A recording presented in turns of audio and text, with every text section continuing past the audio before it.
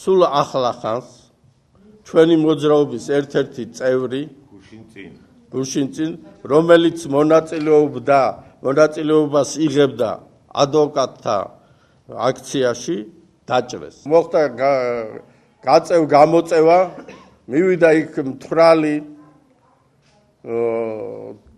ადამიანი სახელა გვარად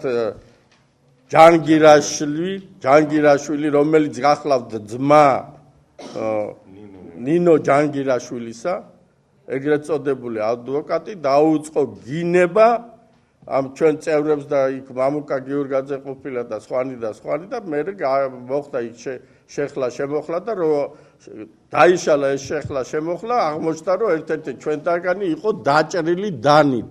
ესეთი ინციდენტი რომ მომხდარიყო აუცილებლად მე ამას დავინახავდი. მე რო წამოველი ფაქტობრივად არავინ არ დამკავშირებია იქ ჯდომი პირებიდან და არ უთქვია რომ აი არის ესეთი ინციდენტი და მე უნდა ჩავრეულიყავი. ესეთი ინციდენტი რომ მომხდარიყო მით უფრო ვინმე ჯანმრთელობის დაზიანება ყოველ შემთხვევაში ალბათ მეწოდინებოდა რა.